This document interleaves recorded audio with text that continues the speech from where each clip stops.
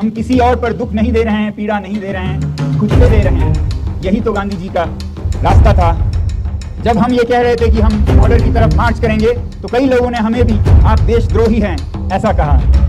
हम आह भी भर लें तो हो जाते हैं बदनाम, वो कत्ल भी करें तो चर्चा नहीं होता। जो 4000 स्क्वायर किलोमीटर चीनियों को सौंप दे चर्चा नहीं होती। गांधी जी ने जैसे नमक का मार्च किया था दांडी तक, हम टन मार्च करेंगे। हम इन्हीं चरवाहों के साथ जाएंगे, वो हमें दिखाएंगे कहां तक हमारे चरागे थे, आज कहां पहुंच गए हैं। जेल बरोध आंदोलन के लिए मैं कहूंगा तैयार रखें अपने जेलों को खाली साफ करके, हम आ रहे हैं। जरूरत पड़े तो लद्दाख में भी असहयोग आंदोलन होगा आने वाले हफ्तों या महीनों में। जो यहाँ पर सरकार है वो पैरालाइज हो जाएगी, अपंग हो जाएगी। नमस्कार दोस्तों, मेरा नाम है धर्मवीर जारवाल और ये है श्रीमान सोनम वांगचुक। दोस्तों, आप सभी जानते हैं सोनम वांगचुक जी अभी 21 दिन के अनशन पर थे, 21 दिन के भूख हड़ताल पे थे लद्दाख को लेकर। जिनको नहीं पता उनको वैसे हम दोबारा जानकारी देते हैं। सोनम वांगचुक जी 21 दिन के भूख हड़ताल पर बैठे थे ताकि लद्दाख को 6 शेड्यूल के अंतर्गत एक पूर्ण राज्य का दर्जा मिल सके। और ये इनकी अपनी मांगे नहीं थी, ये मांगे वो थी जो भारतीय जनता पार्टी ने इनको कहा था कि भाई अगर बीजेपी सत्ता में आती है, और 2019 के बाकायदा बीजेपी ने अपने मैनिफेस्टो में भी लिख के दिया था कि अगर भारतीय जनता पार्टी सरकार में आती है तो लद्दाख को एक पूर्ण राज्य का दर्जा मिलेगा। जिस तरीके से जम्मू कश्मीर में लोकतंत्र की बहाली की गई है, उसी तरीके से लद्दाख में भी लोकतंत्र की बहाली की जाएगी। खैर, उसके बाद भारतीय जनता पार्टी अपने वादों से पूरी तरह मुकर गई। उसके बाद लद्दाख के लोगों के पास सिवाय अनशन के और कोई चारा बचा ही नहीं था। तो उसके बाद सोनम वांगचुक जी ने और तमाम लद्दाख के लोगों ने 21 दिन का अनशन करा और ये अनशन अभी खत्म हो गया है। कल सोनम वांगचुक जी ने एक बाकायदा वीडियो जारी करके ये बताया कि ये जो अनशन है वो अभी खत्म नहीं हुआ, बल्कि में एक नए अनशन की शुरुआत हुई है।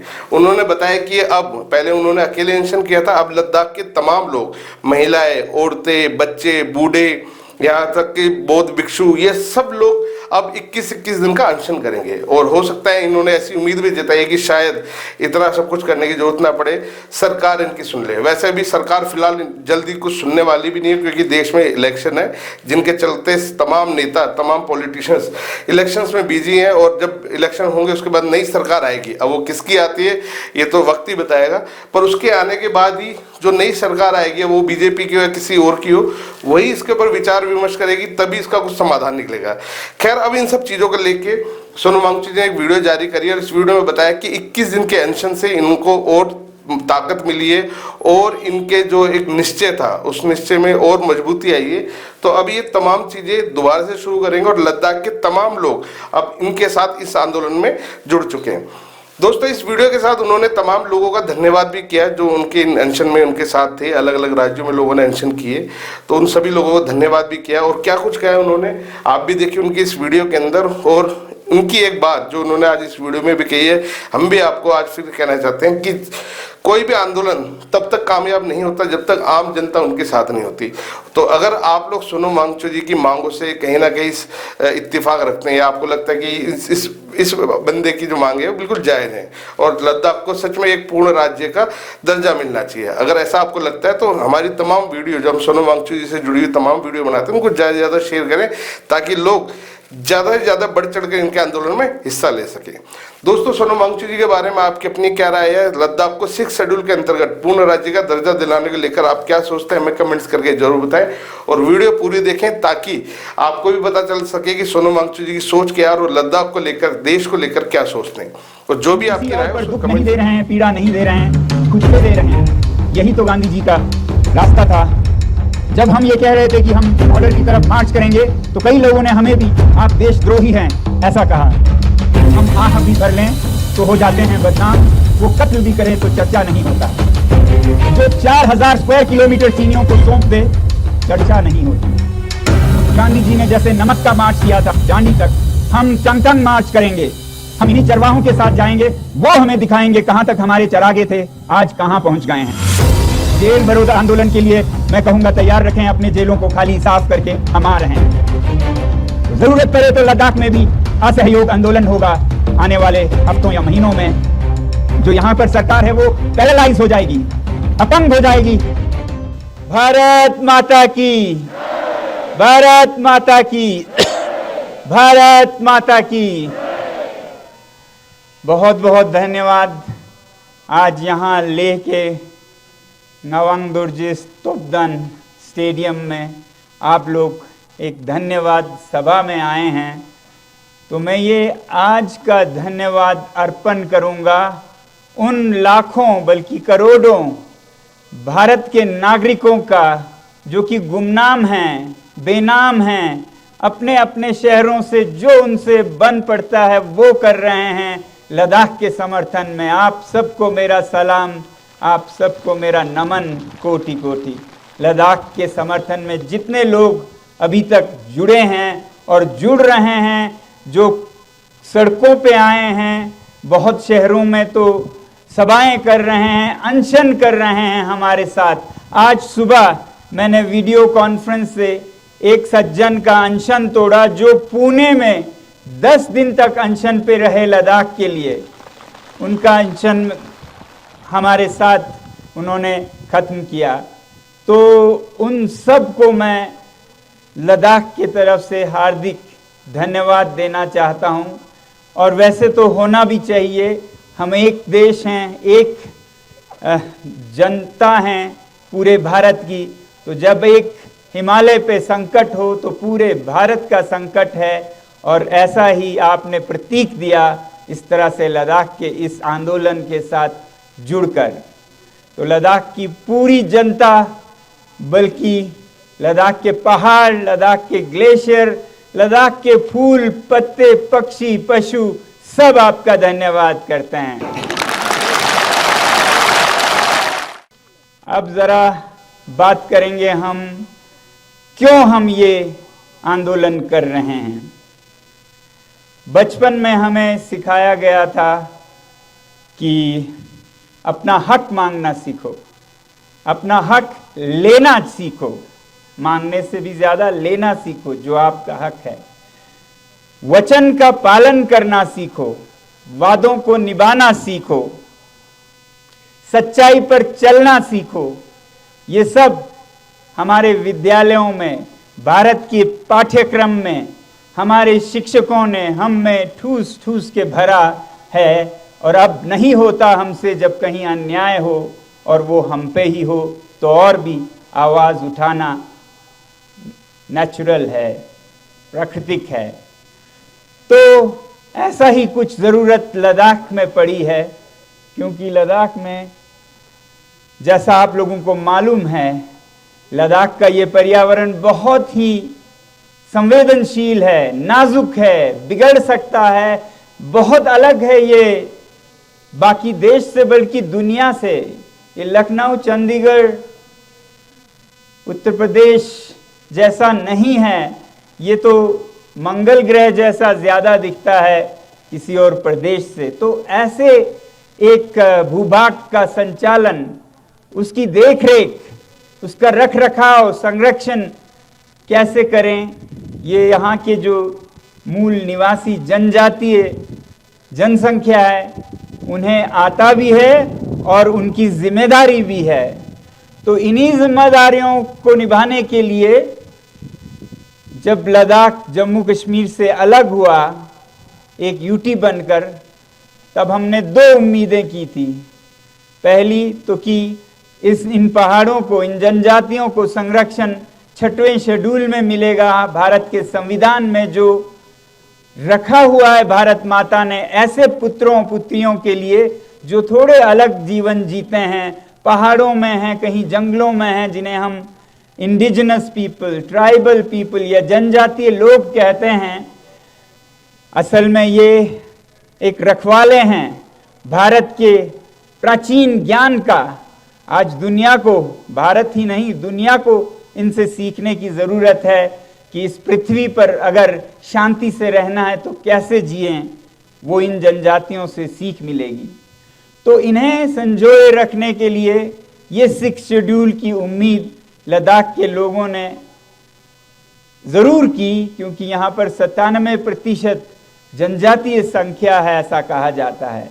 तो ये तो एक बिना सोचे समझे मतलब प्राकृतिक सी बात है कि ये शेड्यूल यहाँ मिले। और इसी तरह से सरकार ने वादे किए कि ऐसा ही होगा, जब यूटी बना, जिस पर हम बहुत खुश हुए, कृतज्ञ हुए, उसके बाद उन्होंने फिर वादे किए कि ये संरक्षण भी आपको दिया जाएगा।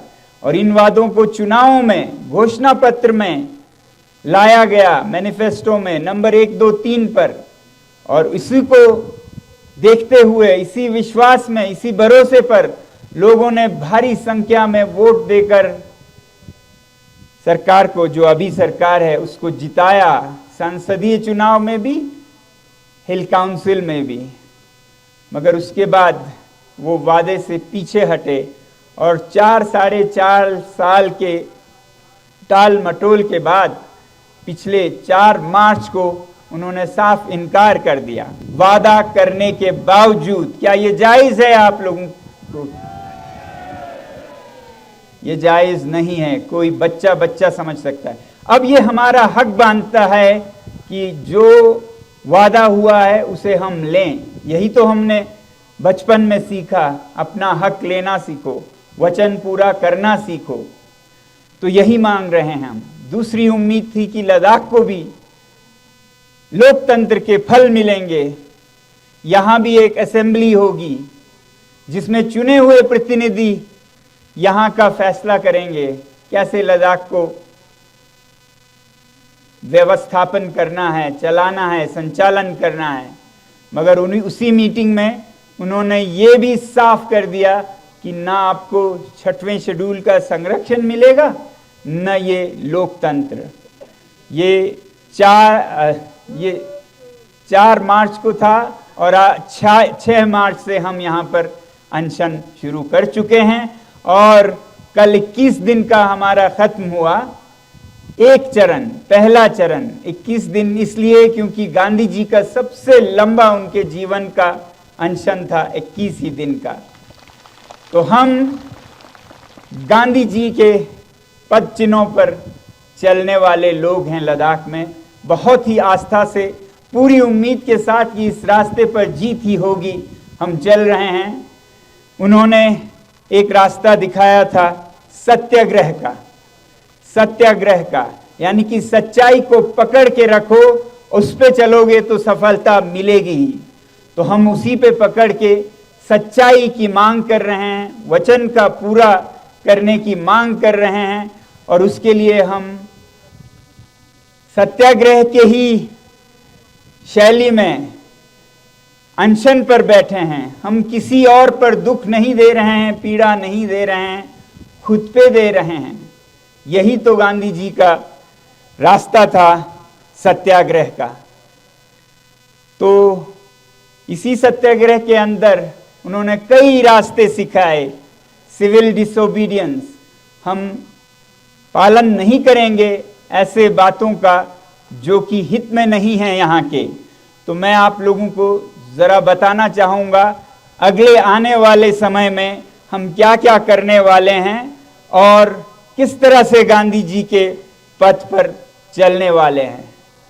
तो अभी 21 दिन का तो ठीक गांधी जी के अनुसार हम चले और अब इस चरण के बाद दूसरे चरण में बैठे हैं हमारे लद्दाख की महिलाएं। वो आज से अनशन पर बैठी हैं, लंबी अनशन पर।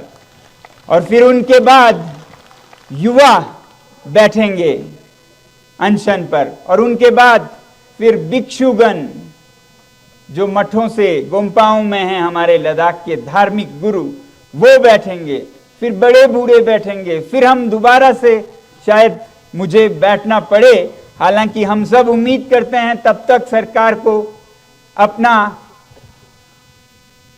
फैसला एहसास होगा कि उनके फैसले में कुछ ऊंच नीच रह गई, लद्दाख के साथ अन्याय हुआ। साफ साफ वादा करने के बाद सरकार खुद पीछे हट गई, ये उनको शोभा नहीं देती है। जो सरकार सच्चाई की कस्में खाती हैं और जो सरकार अभी फिर चुनाव में जा रही हैं गारंटीज के साथ, वो अपने घोषणा पत्र में क्या जवाब देंगे और क्या मुंह दिखाएंगे जनता से अगर लद्दाख का ये कहानी चलता रहा। तो इसलिए हमें बहुत उम्मीद है कि अगला चक्र सत्याग्रह का, अनशन का हमें ना करना पड़े, उसकी हम पूरी उम्मीद करते हैं, मगर पूरी तरह तैयार भी हैं। तो ये रहा अनशन की बात। अब गांधी जी ने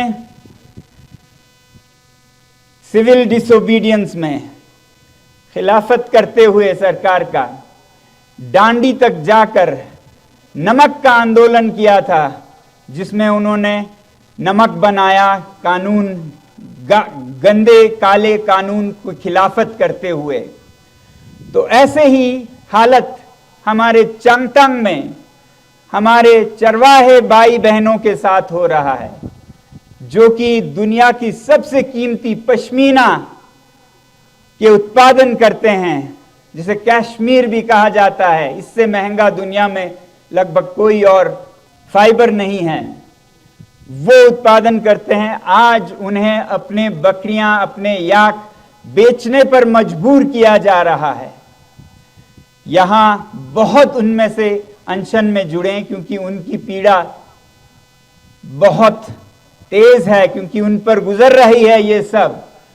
तो उनके जो चरागे हैं वो एक तरफ दक्षिण की तरफ से भारतीय औद्योगिक प्लांट्स, बिजली के, सोलर के, जो दसियों हजारों एकड़ में उनसे जमीन ले जा रही है। 20,000 एकड़ ले गए हैं और 20,000 मांग रहे हैं, यानी कि 150 स्क्वायर किलोमीटर उनसे मांगा जा रहा है, जो कि उनके सबसे अच्छे चरागे हैं। अब वो क्या खाएंगे? अगर उनके सारे चरागे ले गए तो वो तो जाएंगे, उनके साथ एक सदियों हजारों साल पुराना एक परंपरा भी डूब जाएगा। तो उनके ये हक उनसे छीने जा रहे हैं भारतीय उद्योगों के जरिए भी। और इनमें से ये सबसे अच्छे उद्योगों में है सोलर एनर्जी का। हम चाहते हैं कि भारत में लद्दाख की ऊर्जा पहुंचे, मगर वो यहाँ के चांगपा समुदाय के समन्वय से पहुंचे, उनसे बिना पूछे जबरदस्ती ना हो, जो कि अभी हो रहा है। उनको कहा जा रहा है ये साहब आप खाली करेंगे, ये लेंगे तो लेंगे, नहीं तो कुछ भी नहीं देंगे, इस तरह से। जबकि 6वां शेड्यूल अगर उसका संरक्षण होता लद्दाख में, तो उनको पूछे बिना कुछ भी ना हिलता, घास का एक तिनका भी ना हिलता। तो इसलिए चाहिए लद्दाख के संरक्षण के लिए 6वां शेड्यूल।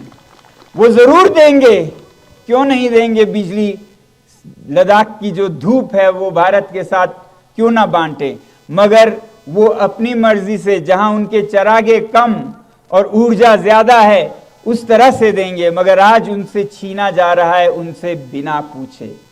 तो ये हमें देखना है जाकर कि क्या उनके साथ हो रहा है, उन्हें कैसे रोका जा रहा है।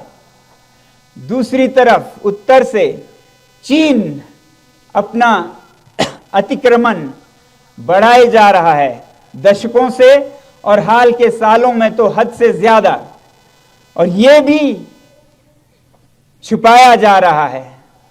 एक तरफ इतनी पीड़ा इन चरवाहे समुदायों को, और उसके बाद वो आह भी ना कर पाए। अगर वो आह करें, अगर कोई कहे कि यहां पर जमीनें गई हैं हमारे जमीनों को बचा नहीं पाए हैं, तो उनको कभी देशद्रोही, कभी उनको धमकियां दी जाती हैं। जब हम ये कह रहे थे कि हम बॉर्डर की तरफ मार्च करेंगे, तो कई लोगों ने हमें भी आप देशद्रोही हैं ऐसा कहा। तो मैं कहता हूं, हाँ, हम आह भी भर लें तो हो जाते हैं बदनाम, वो कत्ल भी करें तो चर्चा नहीं होता।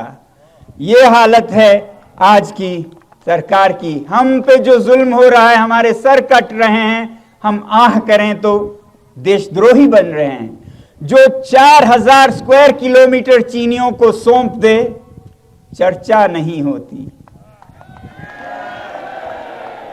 तो अब होगा लद्दाख के लोग जाकर वास्तविक भूमि पर उद्योगों को कितना चरागा जा रहा है, कितने किलोमीटरों, मतलब एक पूरा शहर जितना जमीन उद्योगों के लिए चरवाहों के चरागे जा रहे हैं। दूसरी तरफ उससे भी 20 गुना ज्यादा चीन को जा रहा है। तो क्या हालत है इन चरवाहों की, देश को दिखाने की जरूरत है ताकि उन्हें समझ आए कि ये संरक्षण लद्दाख के लोग कुछ ऐसे ही नहीं मांग रहे हैं, जरूरत है इसकी, उनके जान पे बनाई है, उनके रोजी पे बनाई है। तो इसलिए हम गांधी जी ने जैसे नमक का मार्च किया था डांडी तक, हम चांगथंग मार्च करेंगे। चांगथंग मार्च जिसे हम कहेंगे, क्योंकि बॉर्डर एक तरफ चीन की तरफ है मगर दूसरी तरफ नहीं है। चांगथंग मार्च में हम पूरे देश को सिलसिलेवार लाइव दिखाना चाहेंगे कि क्या हो रहा है। हमें मालूम है अगर सरकार के दिल में सफाई है, उनके पास कुछ भी छुपाने को नहीं है, जैसा वो कहते हैं वो सच्चाई के अनुयायी हैं, तो वो भारत की जमीन पर भारतीय लोगों को जाने में उनको कोई एतराज नहीं होगी। हमारे लिए खुली सड़कें मिलेंगे अगर सब साफ है तो। अगर नहीं है, छुपाने को बहुत है कि हम इतना चरागाह उद्योगों को नहीं दे रहे हैं, हम इतना चरागाह अतिक्रमण में नहीं खो रहे हैं, अगर वो ये झूठ बोलना चाहते हैं तो वह हमें जरूर रोकेंगे। और उनका रोकना अपने आप में एक बयान होगा। उसी से हमें बहुत बड़ा बयान सरकार का मिल जाएगा कि छुपाने को बहुत है, जमीनें बहुत गई हैं, मगर हम नहीं जाने दे सकते ताकि देश ना देख ले और फिर चुनाव पे असर ना हो।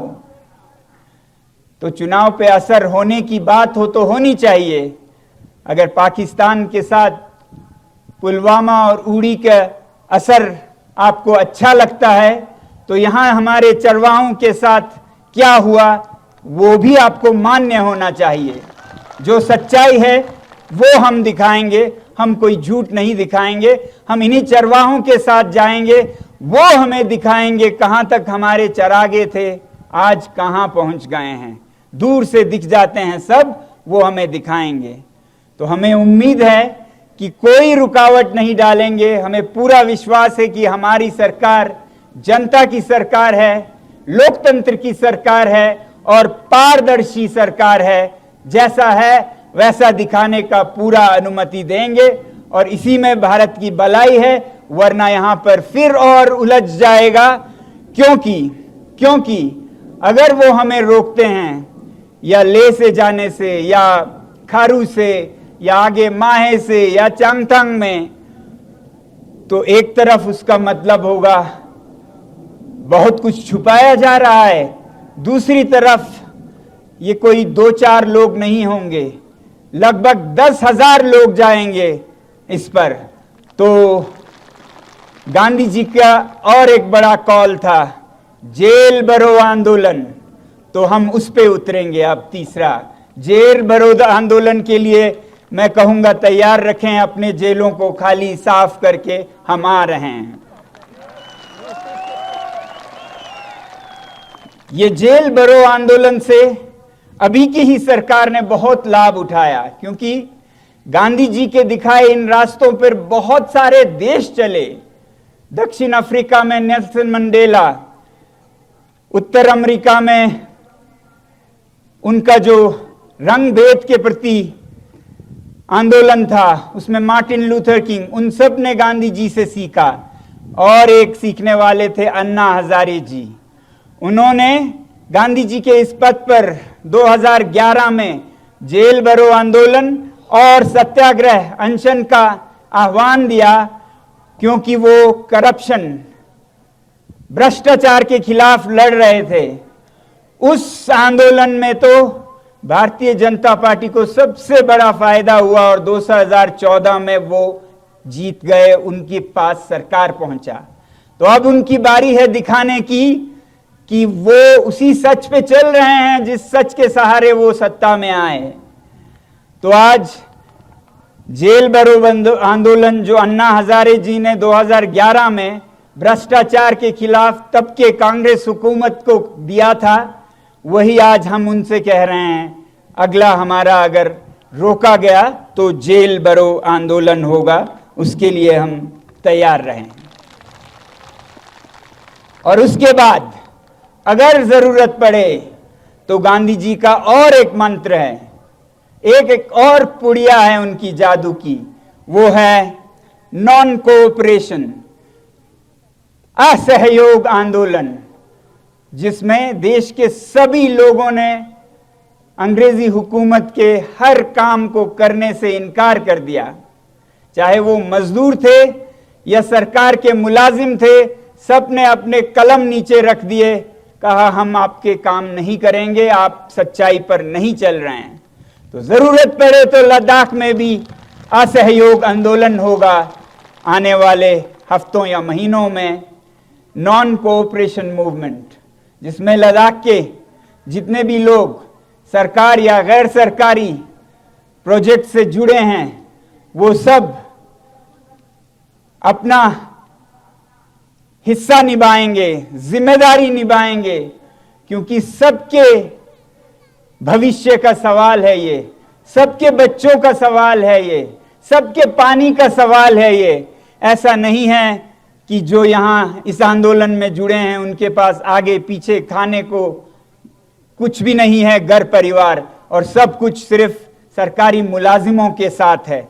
उनके पास दौलत है, तनख्वाह है, नौकरियां हैं, तो इसलिए उनको एक स्पेशल छूट मिल जाए, एक इम्यूनिटी मिल जाए, ऐसा हम बहुत हद तक करते रहेंगे, मगर आखिर में हमारी उम्मीद होगी कि हर लद्दाखी, चाहे वो जिस भी शोबे में काम करते हो, वो असहयोग आंदोलन में जुड़ेंगे और जो यहां पर सरकार है वो पैरालाइज हो जाएगी, अपंग हो जाएगी, कोई कागज नहीं हिलेगा। ऐसा यहां के यूनियन टेरिटरी की हाल होगी अगर लद्दाख के लोगों के समन्वय के साथ न चलाएं, अपनी मन मर्जी से चलाते रहें। जिस तरह से यहां पर कई लोगों ने बताया, मैं उसके विस्तार में नहीं जाना चाहूंगा। मैं विनती करूंगा यूटी एडमिनिस्ट्रेशन के अफसरों से वो हिंदी अनुवाद ले ले लद्दाखी भाषणों का, जिसमें कहा गया कि यूटी के जो 6,000 करोड़ है वो जनता तक तो नहीं पहुंचता है, मगर किन किन बातों पे खर्च किया जाता है, किन किन बेशर्मी से सरकार के पैसे जो कि टैक्स पेयर के पैसे हैं उनको कहां खर्चें, उन्हें समझ नहीं आ रहा है। कहीं मैदान भरकर गाड़ियां, तो कहीं एक एलजी एक महल बनाते हैं, दूसरा एलजी उसको छोड़कर और एक महल बनाते हैं। हर महल इनका 30, 40, 50 करोड़ का होता है। और मुझे नहीं पता है, कहते हैं, मैं विनती करूंगा आप तहकीकात करें, टाइलें बदलवाते रहते हैं हर महीने, जो कि बिल्कुल नहीं होते हैं। क्या भारत जैसा देश जहां पर कितनी ही जरूरत है इन पैसों की, ये सब कर सकता है? जहां जनता को कितनी मदद चाहिए शिक्षा में,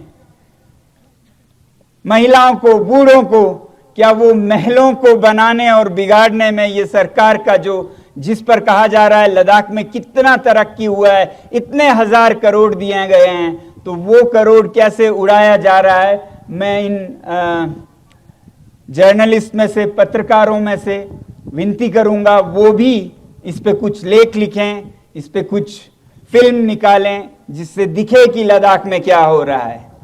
तो आज मेरा सबसे बड़ा आज दायित्व था कि भारत के हर नागरिक का धन्यवाद करूं जो लद्दाख के इस आंदोलन से जुड़े हैं और जुड़े रहेंगे।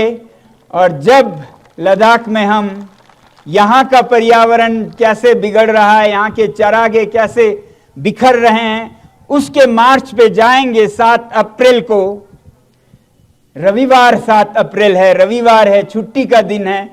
तो मैं अनुरोध करूंगा भारत के हमारे वीर सामाजिक कार्यकर्ता मार्च करें अपने अपने शहरों और राज्यों में, जहां पर विकास के नाम पर विनाश हो रहा है, कहीं जंगल काटे जा रहे हैं, कहीं नदियों को मरोड़ा जा रहा है, कहीं शहरों में पानी का अकाल हो रहा है, कहां कहां विकास के नाम पर उद्योगपतियों को भारत की संपदा को बेचा जा रहा है, वो सब दिखाने का आप मार्च करें अपने अपने इलाकों से, तो ये एक प्रकृति का मार्च हो, ये एक स्थायी विकास का मार्च हो, हर जगह हो।